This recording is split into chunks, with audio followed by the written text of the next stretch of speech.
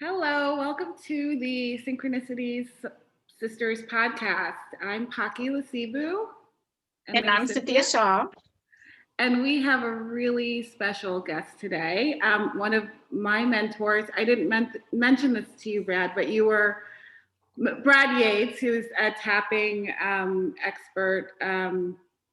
You were one of the very first people I ever tapped with. And I'm sure that that's true for many. And many years later, but that was about 5 or 6 years ago, and many years later, I became certified in EFT. So thank you for being one of my mentors without even knowing it. And he's a YouTube influencer, YouTube sensation. And also certified in energy psychology, a star of TV shows like Days of Our Lives as the doctor. He played one on TV. Say star, but he played a doctor on TV. Yeah, I'm not a doctor. I just played one on TV. Yes, absolutely. And thank you for coming here today with us. We actually were shown this by one of the people in your group, Christine Bennett, who is based out of Australia. Yeah. So she's a mediator for you, yes. or a mediator or a moderator for the group. Yeah. Right? Yes, and she's one of our classmates. So. Oh, excellent. Yes. So thanks so much for having us today. Oh, my pleasure. I'm very happy to be talking to you guys. Yeah. So Paki was a little nervous. I was a little nervous because, like I said, you were really literally one of the first, and I think that's probably true for many people, that because of your YouTube presence, you were one of the first people the first tapping person I ever saw. So how does that how did that happen with YouTube? I mean, did you expect it to get that popular? No, when I first started, so I learned EFT in 2000 at a workshop with Gary Craig, the founder of EFT. And I had been a hypnotherapist at that point after transitioning from being playing doctors on television. And so I had been doing hypnotherapy for a while when I found out about EFT, and I went to this training with Gary. And it was just a few years after that I started putting some tapping audios online. And I think I was one of the pioneers in putting tapping online in that way, tapping rounds. And then a few years later, YouTube was created. And I thought, hey, wouldn't it be really cool if there was a tapping video that people could start their day with? And I'll call it Tap of the Morning. But that was all I ever intended to do. It was just that one video. There was no idea of, wouldn't be great if there's a YouTube. Didn't know anything about YouTube channels. I had a friend who did video things uploaded to YouTube because I didn't even know how to do it at that time. And that was, there was no plan there whatsoever. It was 6 months later before I thought, well, I should probably have one for people to end the day. So I did Tap of the Evening. And then I was done. And then a couple months later, I thought, wait, here's an idea for another video. And then another idea, and the ideas just kept coming, and now there's over 1,000 videos. Oh, that's awesome. You know what, Brad? I have one that's called, I got the idea from a nightcap. I call it the nightcap tap along. Excellent. I think I made a similar joke in Tap of the Evening. I said, you've heard of a nightcap? Well, this is a night tap. Yeah, it's better than a glass of wine. It's better for you. Better for you. Whether it's better, it depends on the wine. And it depends on, the person too. Yeah, absolutely. Because some people can't stop with just one glass. And one of the things about you is you've got so many different, some of them are like very small taps and some of them are so much longer. What did you just consistently, let it grow organically, or did you feel that you got great reaction from people, or what made you continue? you know, it's always been very organic, and it's always just been, you know, there's all kinds of information out there about how to grow your YouTube channel and how to check in with Mhm. your people and find out what they want, and try to cater in that way. And I've never done that, because when I'm doing the process, I'm downloading, it's coming through me. It's like a channeling process. Mm. So I never try to script it in a way. It's like, okay, well, people want me to say more of this or things like that. And it's just trusting, okay, what comes through me is what needs to be heard. And it's not going to be right for a lot of people. And like the length, uh, you know, when I'm in the groove, certain things that, and the information's coming, you know, I'll be thinking, well, I should cut it off here, but the information's still coming. I actually have a timer whenever I make videos. Try to keep it to around 5 minutes, but I can rarely do that because the ideas are coming. It's like, no, you have to say this, you have to say this. And there have been some times where folks have written and complained about how long my videos are, if they're like 7 or 8 minutes. And I'm like, well, I'm sorry that I'm giving so much away for free. And if you only have 5 minutes to tap, then stop the video at 5 minutes, because Mhm. that's where I would have stopped if I had Sure. said, okay, I'm going to stop it at 5 minutes. It's not like, okay, I know the beginning, middle, and end if it was 5 minutes, but I think I'll go 7 minutes, and I'll just put in some extra filler and let them wait Mhm. until I can't, you know, I stop when I'm able to stop. I was Gary Craig invited me up to where he lives on the coast years ago. He invited a group of us to come and help him formulate this workshop he was developing. And two of the women there were business partners from San Diego. And they told me at one point, said, yeah, when we're doing tapping and we go on for a long time, we call that Brad tapping. Or ranting. I'm just I'll kidding. take that as a compliment. You know, one thing that I love about your tappings, and I'll be honest, I haven't watched like a ton of them just because I haven't had time to watch a lot of videos of other people's videos, because I've been trying to make my own too.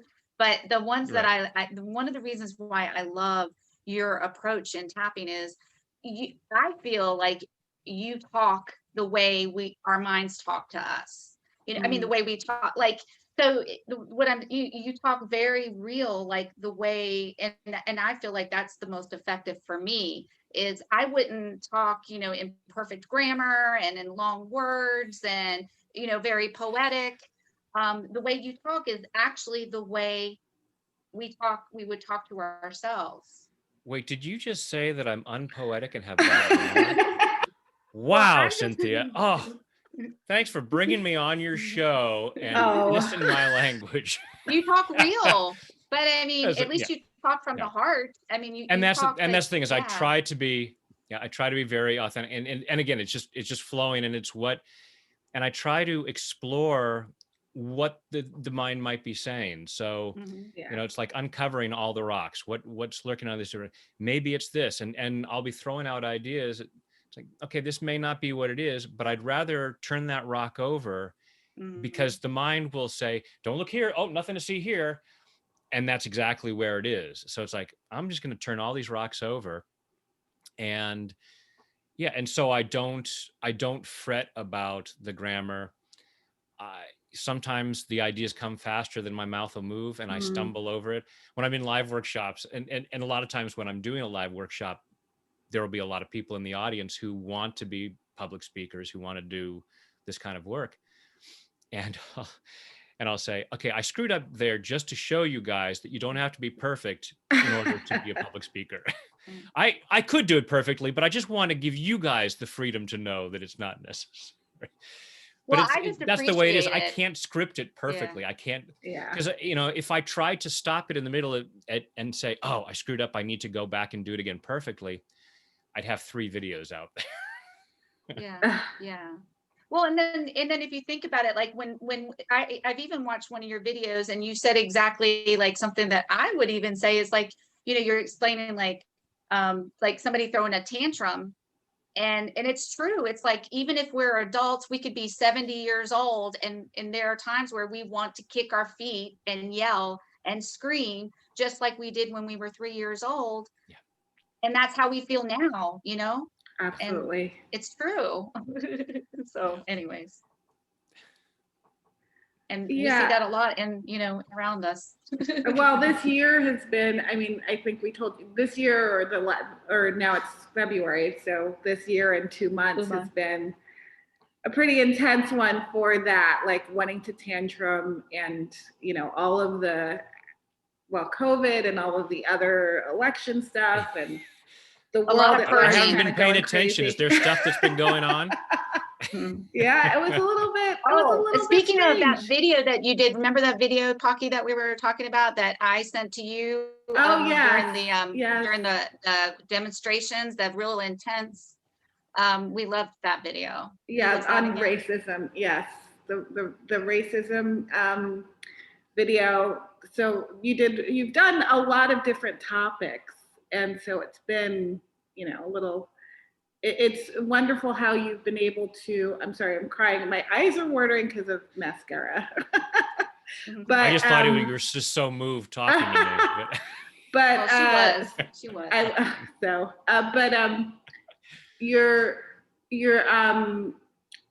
Your video on racism, and also your other videos that have been about just like so many different topics, and especially in 2020 when there was so much intensity. How do you feel like tapping fits into that and your role in reaching out to people? Yeah, well, so as I mentioned, a lot of people asked, and so in the video, I have a video where I show my blue wristband says "Cultivate Peace," Yeah, which to me is my job number one.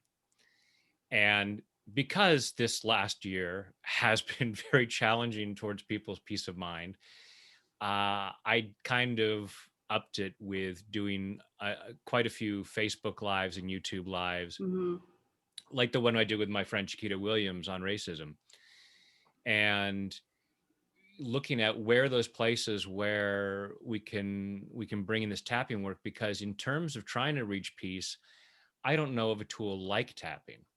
Yeah. That helps us get back to that place of peace inside of ourselves. And if we want peace outside, we've got to have peace inside. So when the pandemic hit a year ago, or when it became news a year ago, it seemed to me, it's like, okay, this is EFT's moment. This is a time when people really need a tool like this to deal with the things that are coming up, and how it heightened. Obviously there's always political stuff that's challenging, but in the midst of the anxiety that people are feeling and the loneliness and all of that, it's absolutely heightened. Obviously racism is always an issue, but when George Floyd was murdered, in terms of where everybody was at with the heightened level of anxiety, it became perhaps more of a turning point than all of the tragic events that it's like, okay, this is not a new thing, but it hit at a time when there's this, thing that's just ready to boil over with everybody, with that anxiety. And it's a matter of, okay, now is the time. And it's not to say, oh, hey, everybody, yes, this man killed, but everybody calm down. It's not about calming down and being complacent, saying, oh, I don't need to get upset about that. It's a matter of saying, okay, the emotion, because there are no negative emotions. I try to avoid the term negative emotions. I'll use uncomfortable emotions like fear and anger, but they're all important. And the anger that people feel, it's important. It's like a smoke detector. It lets you know there's a problem that needs to be dealt with. But once you've got the fire extinguisher, or you've checked the batteries to make sure it's not just a misunderstanding, then you don't need the alarm to keep going off. You're dealing with it. I love that. I've never heard anybody use the smoke detector before. Yeah. Well, I've heard a lot of different ones, but I never heard the smoke detector. I like that one. Last year was so intense, as you said, because there were so many different issues, and then our lives were in danger. I mean, for some of us literally, for some of us it was more economic, but it was a boiling pot of just so much going on. Yeah. And as you said, that's when tapping is something that well, it was a lot of great purging. tool. It was like, Yes. everybody was, it was like the lid was open, and people who were not validated, who have not been able to express themselves, who have been holding, just like tapping, but they, these people obviously don't know, a lot of them don't know tapping, but they didn't know how to express themselves. And the only way that they knew how to express themselves was in any way they could. Right. But it was something of a relief that they could finally, they're like, everybody else is doing it, so now I have permission to feel Right. safe, to be able to express how I feel. And it was very validating and needed and necessary. Right. When these emotions hit, the challenge is because all the stress happens and the prefrontal cortex shuts down. Mhm. And that's where our rational thinking is. And so Mm. we see so many acts where people are doing irrational things. Peaceful protests where you get some bad actors doing rioting and damage, which messes everything up. And because it's just all this bottled up stuff that comes out. And so with the tapping, this is not about, hey, it's okay that I'm being disenfranchised. It's okay that I'm being ignored or put upon or offended or whatever. It's like, no, okay, my anger is valid. Now I want to move through that anger. I want to calm down that Nervous system. nervous system. I want to calm down the fight or flight so that I can think rationally. Okay, how do I want to do this? I'm not going to put up and anger can be so empowering because we have all of this resistance to taking action. So it's a matter of, I know that things are wrong in the world, but I don't want anyone to be upset with me, and Yeah. I want to behave and I want to do this. So we just suck it up. And so it was that place of, it built up so much that people felt they had the permission to no longer suck it up. Unfortunately, has come out in all kinds of really damaging, unhealthy Yeah. ways. Mhm. And And so that's it's a where matter of, EFT comes in. right, because then we can say, okay, it's rather than needing anger to push past that and then just blowing up and doing all this damage, it's a matter of going, okay, I'm going to clear this fear of speaking up. I don't need anger to push me through that to the point of mess. I'm going to clear the fear of putting myself out there and saying, hey, there's something here that needs to be dealt with. And I want to find the best way to do so. I want to find the healthiest way to do so. And So emotionally it's not about mature. calming yourself down so you don't take action. It's about finding Yeah. action that is actually gets what you want. Mhm. Can you talk to us a little bit about when you first realized tapping was such a powerful tool? Because I know you have experience in energy psychology and hypnosis. So what about tapping? And is that your primary tool that you use, or? Yeah. What was that aha moment where you were like, Yes. this is it? So when I went to that first workshop with Gary, I know that when people are first introduced to EFT, it's often kind of like, excuse me, what? Yeah. But while I was an actor in LA, I had gone to Ringling Brothers and Barnum Bailey Clown College. I don't know if you see my diploma back there. So this was not the strangest thing I'd ever done at that point. So I thought it was very interesting. The aha moment in that workshop was when Gary passed out Hershey's Kisses and asked people on a scale of 0 to 10, how much do you want this chocolate? And I was a bit of a chocoholic at the time, and I'm like 8, 9. And we just tapped for a few moments. Oh, I really want that chocolate. It's going to taste so good. Yum, yum, yum. And after just a few moments, he said, okay, check again. And I'm like, I can't eat. He says, now unwrap it, smell it, take a bite. And I'm like, I took a little nibble. It's like, oh, I had as much interest in the chocolate as I did the foil wrapper. And I didn't eat chocolate for 2 years after that. Wow. No, I recovered, don't worry. But but I can also clear it at any time. Like I'm on a sugar fast right now, and it's not a temptation. It's just Mm. there's no. I mean, when I get into that place, I can't eat it. It's not willpower.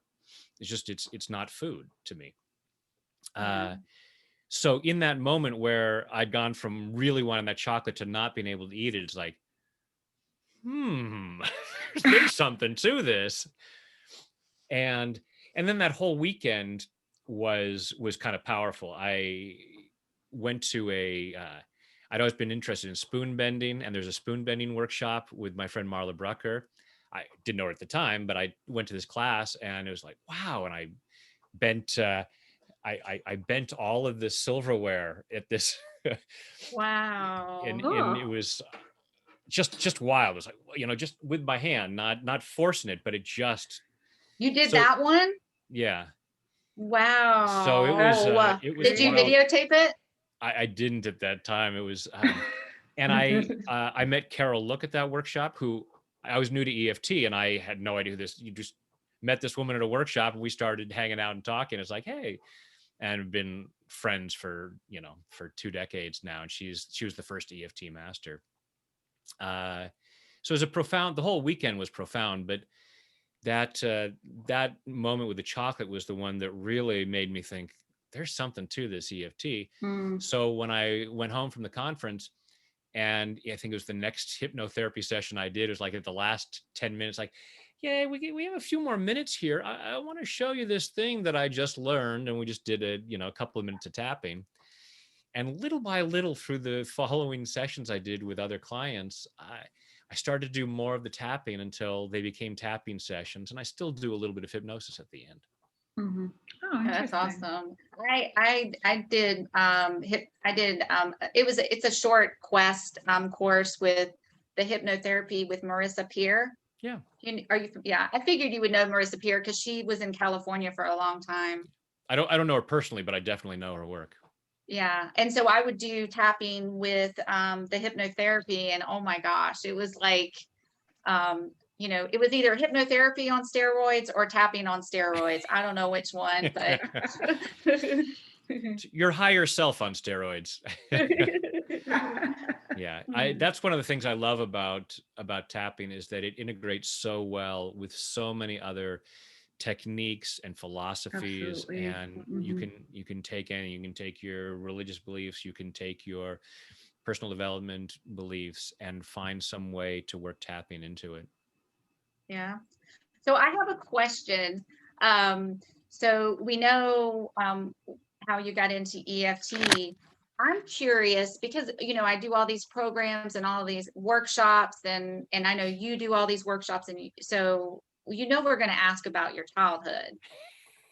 So I'm curious. I'm always curious because I'm the more. Oh, Cynthia. We lost you for a moment. Okay. You said I'm Maybe always and then you kind of warped out. Cynthia, I think she may have to come back. You know what? I may just take this opportunity to ask. We had a couple of, people from our circle ask you questions, and they're kind of similar. One is from Deborah, and it's about. Still here. Oh, you're still here. You're kind of stuck. It's kind of funny because that's the question. I think she's going to come back. Is about being stuck and being resistant in EFT. So I know that resistance to doing EFT on a regular basis. Do you have any advice for people who are, want to tap a lot or kind of start making progress and then stop with their beliefs? And it's the same with exercise and eating healthy. It's with anything it's like, oh, this would really help me. I should do this. And part of it says, yeah, no, because we resist change. Yeah. And so when we know something could cause change in our lives, we just somehow seem to forget about doing it, or we find some reason why we can't do it. So I like to say that self-sabotage is simply misguided self-love. So we sabotage our success because part of us says it's not safe to make those changes.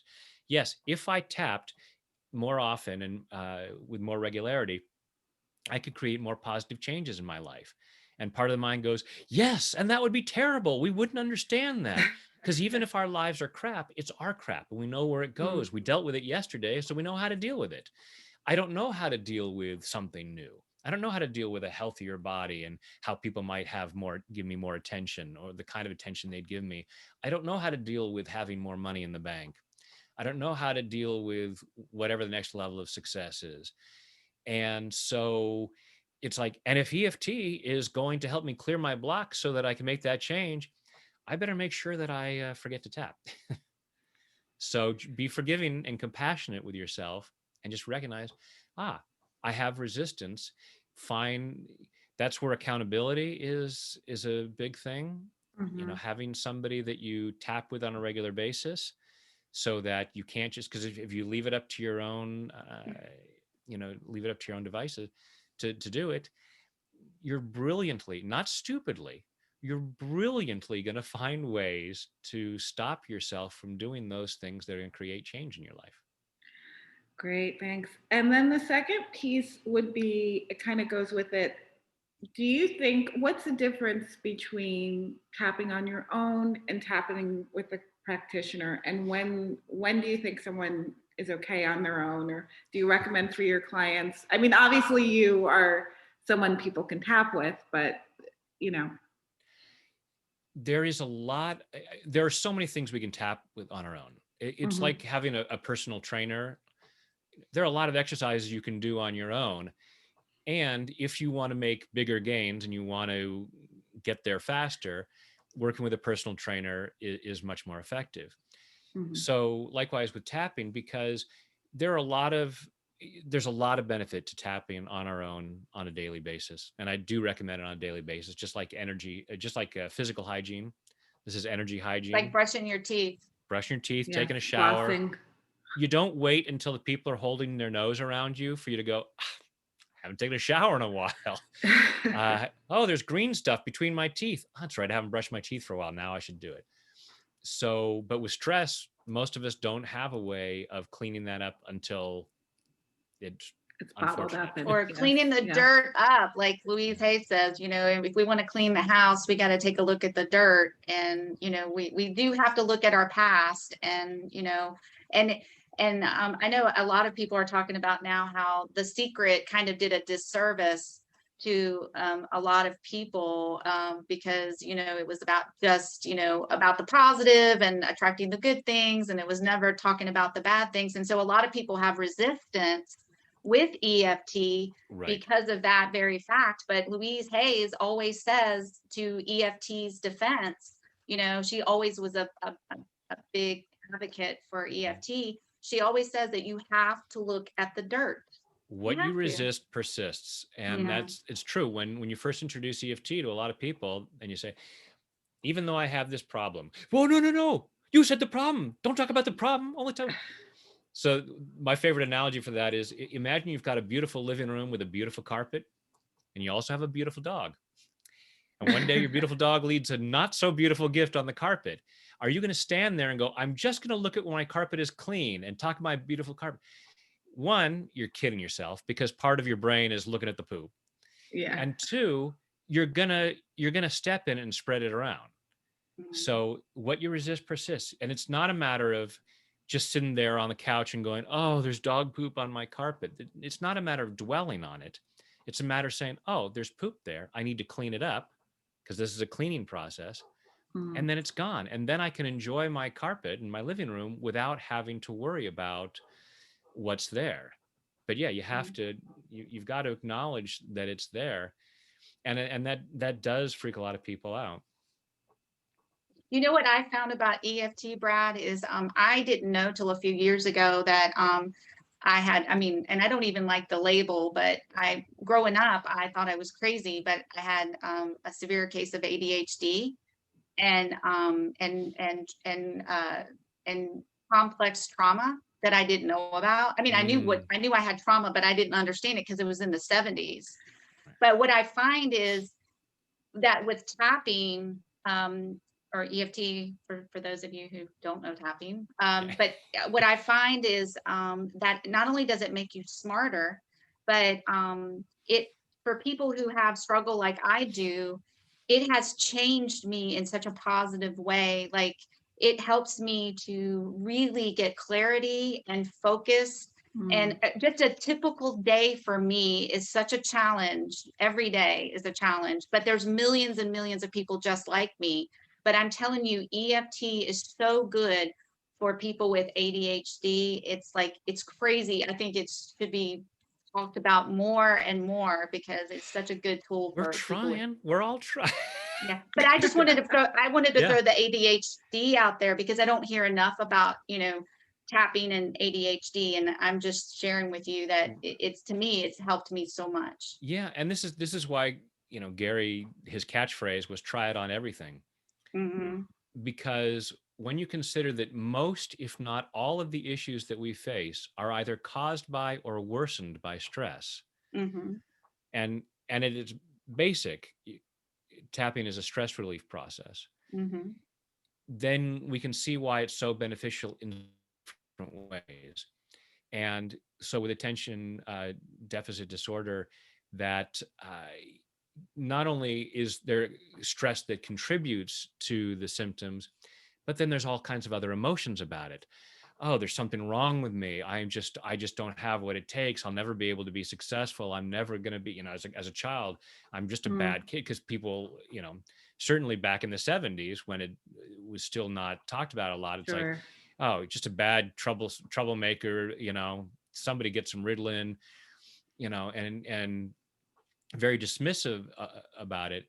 And so even with certain conditions, medical and emotional, psychological conditions, where the tapping may not necessarily show a lot of tangible changes in the symptoms, it can relieve so many of the emotions around it, the guilt and the shame and the embarrassment and the anger and the sadness and all of these different emotions that can come up about having a certain condition, to where it's like, okay, this is just something that I have to deal with, just like somebody with a broken leg has to, manage with crutches for a while. And there are times where we have situations where we have to make certain accommodations, and allowing ourselves to go, okay, I'm going to have to accommodate for that, but I don't have to be upset about that, because that upset takes so much more of my bandwidth. And I'd rather put that onto other things, because there are people with ADHD living wonderful lives and achieving all kinds of success. But a lot of them are on medication, and that's the other thing is that I think EFT is such a great replacement for medication. I was only on medication for a month and I got off of it. So I've never been on medication, but a lot of people are on medication. And I think that the actual EFT, I mean, we don't have to talk so much about ADHD, but it's a choice. I mean, it's a choice that people make. And of course, it's up to, which is important, because I think, like, even if you're on medication and you choose to go to the traditional route, you can still use tapping as, it's not an either or. Yeah. And I'm not I've had a lot of people. Yeah. I've had a lot of people who have talked about. I've heard a lot of people talk about how they've been able to go off their medication. And I'll when people ask me about it, it's like, I'll refer them back to, okay, remember, not doctor, just played one on TV. I can only dispense television medical advice. But there are definitely cases where that has happened. And so definitely explore it. I don't know of any reason why you couldn't use tapping. And if it helps you get off the medication, great. Yeah. Well, I'm just speaking from experience. So anyways. No, and that's great. It's a great testimonial to what tapping has done for you and what it can do. Again, try it on everything. There's so many different places where life can get better through Every time you do that, I'm like going back. I'm starting to go up here. It's like, Well, what's happened? just a speaking trigger. of speaking of that, Brad, you said that you would like to tap with us, and that would be so awesome. So It's what I do. It's what I live for. But I do have a quick question that I got knocked off because, I'm over here yeah. where the grid is, so iffy. It's like everybody is developing over here and the grid is not very accommodating. But no, I had a question though. What was little Brad's, what brought you joy when you were a child? Like what was, because Parky and I are really big on bringing joy into your life and always having joy in your life, no matter what your situation is. But I also like to know what people did when they were children and what brought them joy. Yeah, I think probably what brought me the most joy as a child was I was a cartoonist. I did a lot of I saw drawings. that. So when I wrote my children's book, The Wizard's Wish, it's so funny because when I was a kid, as children, we have fewer inhibitions. We don't worry so much about judgment. And as I got older, I worried about the drawings. And it's like when I came up with the idea for the book, because I wanted kids to learn how to tap, because, hey, if they could tap as kids, they wouldn't have all these issues that we have as adults, and their lives would be just more expanded. And I had all this resistance to illustrating it. And it was so funny. But I knew I couldn't hire an illustrator because my mom would have killed me if I didn't draw it myself. So it's funny because drawing had given me so much joy as a child. And then as I grew up and got more concerned about getting it right. But, and then it was when I was 15, my dad, I was interested in parapsychology and, Uri Geller and stuff like that. And that was when my dad gave me the book Illusions by Richard Bach, who also wrote Jonathan Livingston Seagull. Oh, cool. And it just was fascinated me. And it's my favorite book. I've read it a dozen times. And I still think that's what started me on this path, that idea of things that were beyond the norm and how we create our reality. And it wasn't until years later when I got into doing personal development work where I realized, wow, illusions really started me on that. And it's so interesting because some of the people in The Secret are friends of mine.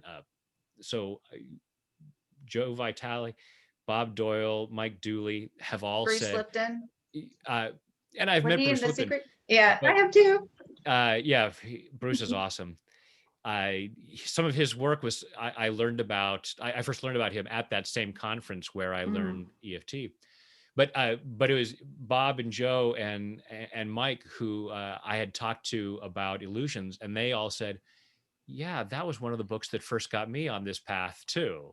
Oh, So it's that's so very great. interesting. And I've met, and over the years I've met other people in personal development who will say, "Oh yeah." So. Did you find yourself to be a very intuitive child? I don't know. I think I'd love to say yes.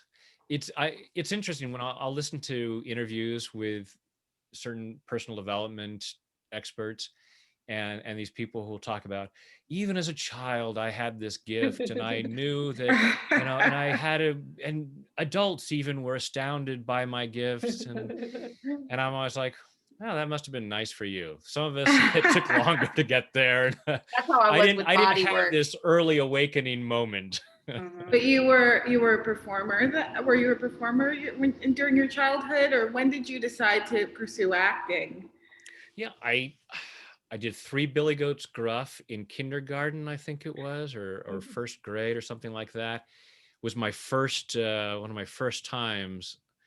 And then in high school is when I really started to get into acting, and then went to college to got a degree in drama. I studied acting in London, and that was it. It wasn't until I moved to Hollywood to be a movie star and met my wife, and when we got married and had our first child, I thought, she ruined it for you. yeah. if you look at it that way, she created the opening because one, she was running a homeless shelter at the time, and I Oh, was a pretty self-centered person at that time, and she introduced me to the whole idea of service. Oh, oh, that's so that's awesome. awesome. I was And you know, I was joking. I know, of course you were. And you tell your wife I'm, Yeah. you know, Yeah. totally kidding. No, I'm just going to show her that one segment, and she's going to go, "Oh, that's it." But when our first child was on the way, I was thinking, I should probably have a backup job. Sure. and that's when but rather than getting a steady kind of paycheck job, I trained to become a hypnotherapist and got into personal development. And it was when our second child was on the way a couple years later that I realized, as much as I love acting, personal development is really my calling. And This we are it's like happy that you stayed the course. Yeah, absolutely. I can't imagine, and I love movies. I love theater. I still enjoy. I mean, heck, I've written, directed, and starred in 1,000 of my own short movies at this point. It's a way of looking at Yeah. my YouTube channel, because I am somewhat theatrical in some of them. Absolutely. Yeah. But I can't imagine a career in acting that I would have found as fulfilling. And that's not to say that acting, because it's the right job for other people. For me, it was a stepping stone. It was training, because I think that's what has allowed me to have the success that I've had on YouTube, was because getting in front of a camera and being casual and natural and at times funny. And you don't need It's any just props or anything. You're just you. You're just you every time, and you deliver, and you're consistent, and you know you're authentic, and I mean you're just like the real deal Well, the key to success is sincerity. Once you and can fake authentic that, and being authentic. yeah, once you can Yeah. fake that, you've got it made. Okay, so I got some of the childhood questions that I wanted after getting kicked off of the internet. So y'all ready to tap, you guys? Sure. What do you want to? Absolutely. What do We you could think your ask you audience wants questions, to? but first I want to say, Brad, we could ask you questions for hours and hours and hours, but we're just But going to your be audience respectful. has places to go. But I don't want anyone maybe thinking. we can have you come back. No, I'm sorry. It has been such a drag hanging out with the two of you. This is a Aw. one-time deal. I couldn't. You're gonna make me cry again, Brad. And we have so many EFT practitioners that want to hear more from you. So, 1 hour just isn't going to be enough. And that's always, I always take that as a great compliment, because there are EFT experts who don't care for the way that I do things, because there's Aw. different strokes for different folks, and I don't find there's one right way, and some people are very precious about how they do it. That's fine. So, but when I have people who have trained in EFT and have done it for a while and say, "Wow, I really find the way you do it so beneficial," that's I take that as a real compliment. Yeah. So, Well, you are the real deal, and many people love you. So Yes. I mean, as I said, you were my introduction. And what I love about your work is that it is so, I mean, I hope this is going to sound weird, but you almost remind me of Mr. Rogers. I'm a child of the 80s. But like that kind of comfort, when you were a kid, and it was like so comforting to watch. it's like those, home. it's It's like like home. it's like a home. Yes. A So safe place. and and it's I funny think because people have talked about, you need to, your background of your office isn't that great, and a lot of people said, no, it is very comforting to hang it's out comforting. in your space. Yeah. And Pocky, I have over the years a number of times people on YouTube have said he's like the Mr. Rogers of EFT, and to me that is an extremely high compliment, because I love Mr. Ed. I'm a child Well, of the '60s, and yeah, and I think for people who have a lot of trauma, they need that comfort to, feel safe to start clearing out some of that stuff. right. And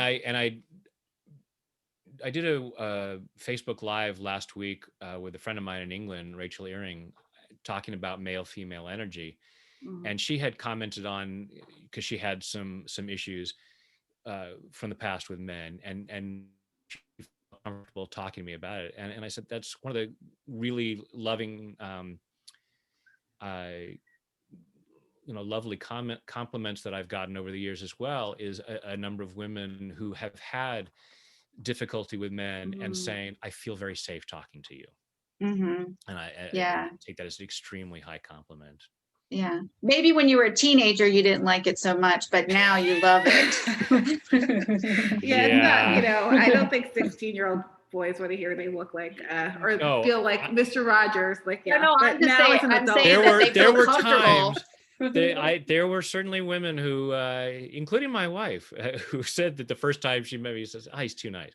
There were some women who said he's too nice. I was at a store once with my mom, and the woman helping us said to my mom, your son's so nice. Where were the guys like that when I was younger?"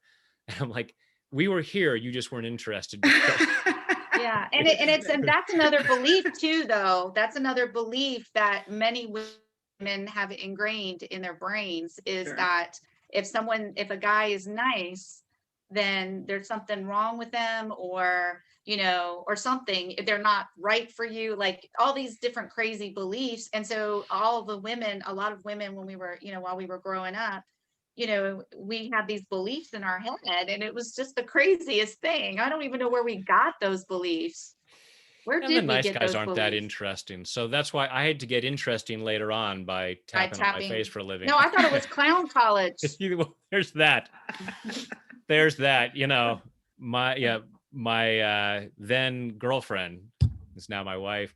It was when we were moving in together that I got the acceptance letter to clown college. I was like, Wow. hey, I've just moved in. I'm going to Wisconsin for 2 months to study to be a clown. She's like, wow, my friends are going to be so envious. Oh, that's funny. That was funny. That was Are we going to do awesome. some tapping? Or are we just Yeah. Absolutely. Yes. He's getting hungry. what do you want to tap on? What do you think your audience would like to tap on? Well, we could do pivoting. We could do, I think so many people are pivoting, but I don't know if that's a good one. Well, I mean, I think, Shamali and Deborah both mentioned the resistance to, I think that's good. The resistance to change and the resistance to something new. Absolutely. Yeah. Mhm. Yeah. Shamali is awesome. Shamali loves tapping too. So I want to give her a shout out. Yeah. And Deborah, she's one of my friends. Deborah really loves you too. And she's really, so I know that you're an inspiration to a lot of people, I'm sure. So I'm very blessed to get to do what I do. Yeah. And it's one of the lovely parts of my job that people say nice things like that. So, but I'm always, it's not like I get tired of it. It's like, yeah, and another person inspired my, are we done? Not at all. It's absolutely honored and privileged. So thank you. That's awesome. Yay. Yeah. So your audience is familiar with EFT, so I don't need to explain what it is and all that. Great. Then let's just rock and roll. So everybody go ahead and close your eyes. Take a deep breath in and hold it.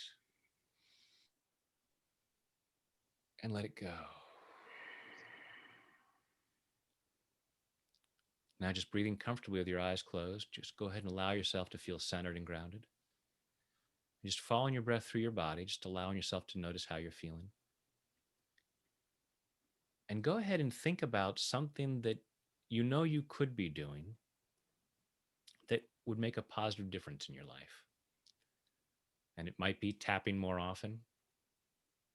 It might be exercise. It might be, eating in a healthier way, whatever it might be. Those things that you say, I should be doing that, but I'm not doing it. Just allow yourself to be aware of that. And imagine yourself taking that action. And again, following your breath through your body, noticing how you're feeling physically and emotionally. And notice what resistance comes up. And don't judge yourself for having resistance, because it's there to protect you based on old misunderstandings, based on outdated ideas. But, you know, it's like the person who's been hiding in the forest and doesn't know that the war ended 3 years ago or 10 years ago and is still ready to fight. So being compassionate with that part of yourself and just acknowledge where that resistance is. Notice where in your body you might feel it. Notice on a scale of 0 to 10 how intense it feels. Notice what thoughts, beliefs, and memories might come up as to why you need to have that resistance, why you couldn't or shouldn't make this change, why you couldn't or shouldn't take this positive action on a more regular basis. Just allowing yourself to be aware of what feels important. Take a deep breath. Let it go. And let's tap. So tapping the side hand. Even though I have this resistance, Even though I have this resistance, I choose to love and accept myself anyway. choose to love and accept myself anyway. Even though I have this resistance, Even though I have this resistance, I choose to love and honor myself anyway. I choose to love and honor myself anyway.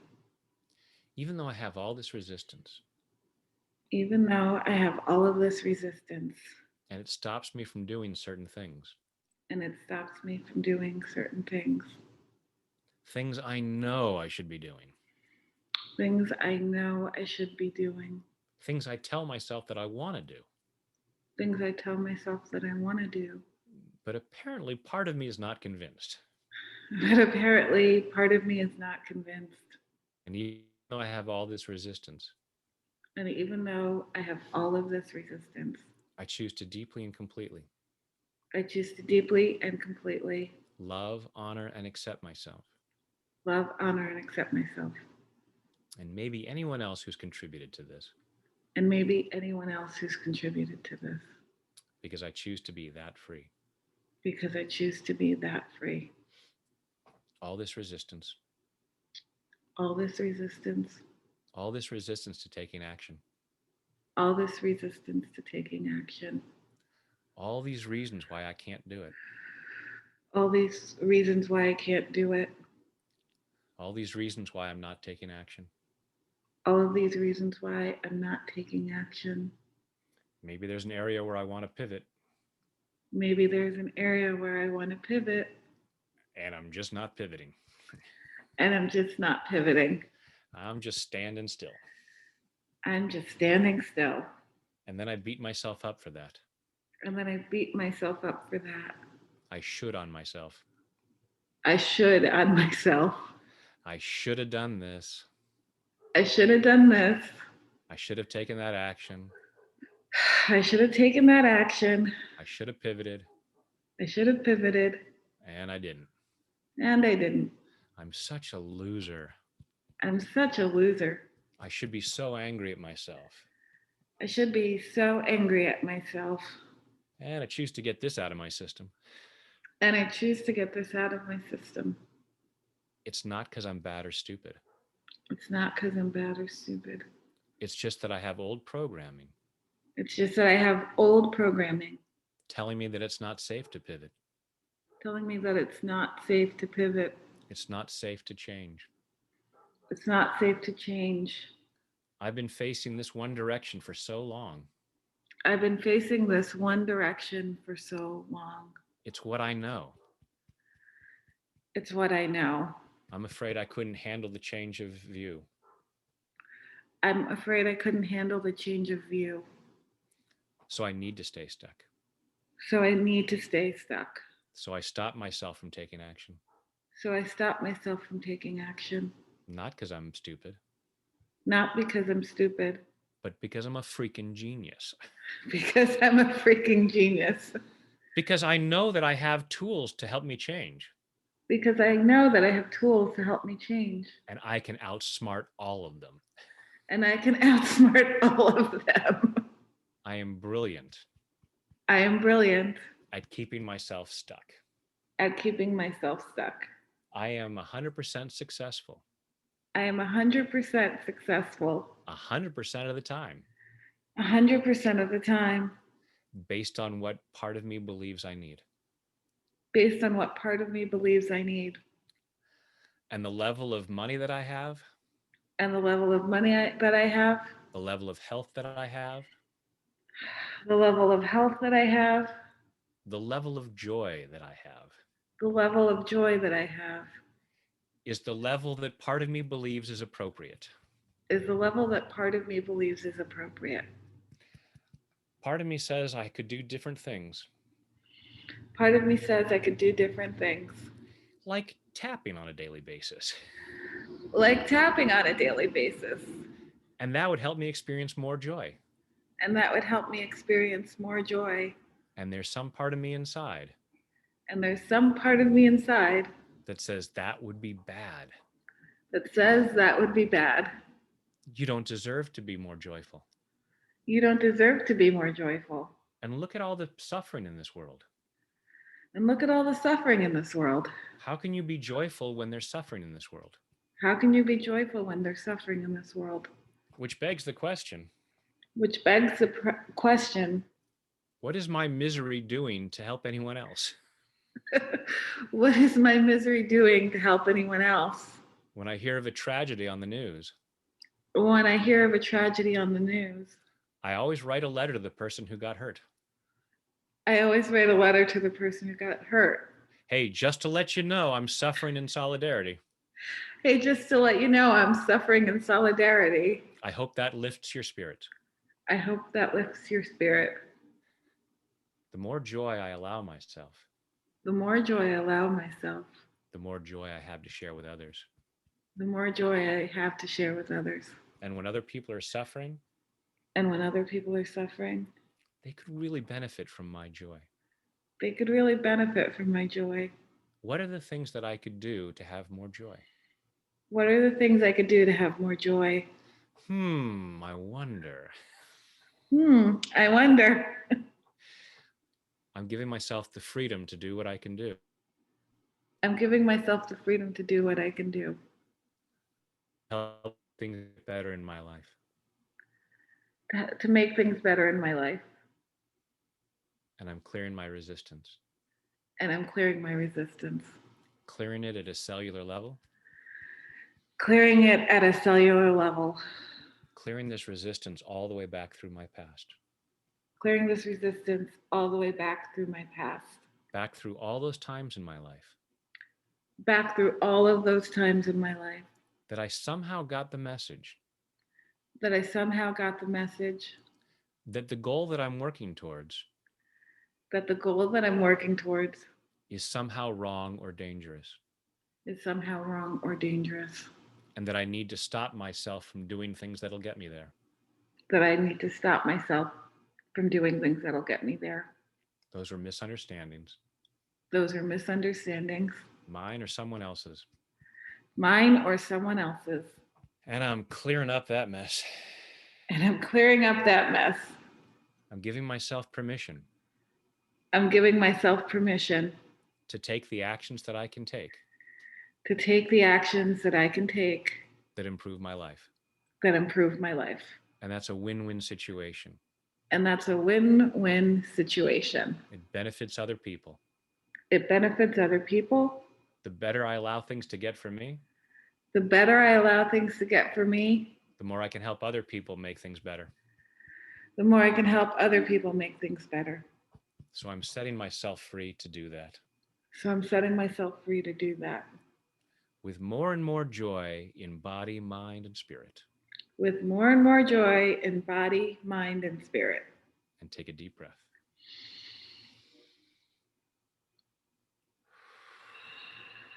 Close your eyes and think again about that activity, that action that you could be taking that would make things better.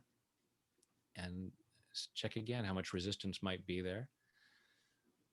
Rate that on a scale of 0 to 10 again, and just see if that number's come down. And hopefully it's come down. Maybe it's come down a lot. And maybe you just have a greater awareness, because when we're tapping, it's like peeling the layers of the onion, and you may have a greater awareness of, oh, I still feel the resistance, but now I know what it is, this thing that happened to me in the 5th grade and such and such. And then you can direct your tapping towards those specific events. Awesome. Awesome. Yeah. Yes, you are.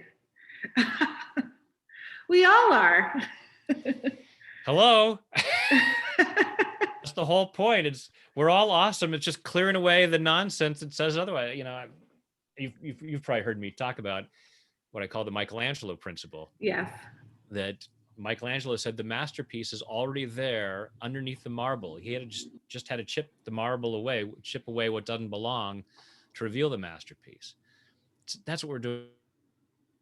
We're just tapping away, chipping away the stuff that doesn't belong, the misunderstandings, the guilt, the shame that aren't necessary, and we naturally reveal the awesomeness that's there, and then we can help other people see that too in themselves. Yeah, and you know that the you were talking about earlier about like the acting and stuff, and I was talking to Pocky last year about how I always wanted to be a pilot, and doing all this work on myself, I realized, we started laughing about it. It's like, I am a pilot, I am the commander, I am the captain. This is my vessel. I can fly, I can do whatever I want, and it's like and I just took it in a different, I'm like, yeah, I could do. And it's like EFT puts us back in the driver's seat. Absolutely. And it gives us more control than, because we were taught that we had no control over anything. And we took that to the races in a negative way, in an unhealthy way.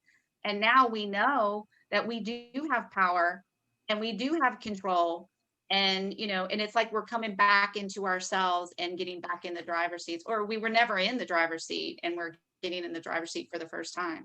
That's why it's called emotional freedom techniques. Yeah. It gives us the emotional freedom to do what we haven't allowed ourselves to do. Mm-hmm. So thank you so much, Brad. What does 2021 look like for you? I mean, I know some of it's not up to you, but and how can we support you? Yeah. And how can we support you? Well, you're doing so right now by allowing me to share my style of with your audience. That's I'm just trying to reach more people with. What about that children's book that you held up? Oh, is it still available? The Wizard's Wish, thewizardswish.com. You can find it on my website. So tapwithbrad.com is the hub where you can find my videos, my programs, the different live programs that I'm doing, ongoing group coaching, hopefully live workshops. We'll see. Yeah. There's a lot of talk about with vaccines and herd immunity, and the year's got to get better because it started with me having COVID. So, well, we're glad to see that you're so much better than No, back to 100%. Gratefully, knock wood. So, and tapping certainly helped me get through that because there was a lot of anxiety at the time. It's like, wow, I feel really awful. I've never felt this bad, but I know it could get worse. And so dealing with that, the tapping was very helpful. So, hey, it's all uphill from there. Yeah. And then you had so many people rooting for you, and you have so much people who love you all around the planet. So I am truly blessed. Yeah. Well, this has been an awesome experience for me. Seriously, yeah. And I'm going to bug you again to come back. So twist my arm. Okay. Thank you so much. Of course, I would be happy to hang out with you again. You're such a sweetheart. Yeah, I'm sure you've heard that before. Well, he's heard it a lot, but you never get tired of hearing it, like you said. No, please stop.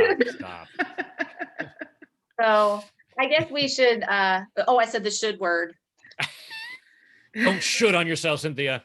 Shoulda, coulda, woulda. I know, but we do have to, come to an end. We don't. People have lives to get onto. Yeah. Yes. We have to get into Atlanta traffic. I have to get into Atlanta traffic. I'm excited about that. Oh, fun. Been there. Well, thank you, Brad. And thank you everybody for listening. And we will, we'll hopefully talk to you again. And thank you for the tapping. That was an extra added bonus. So.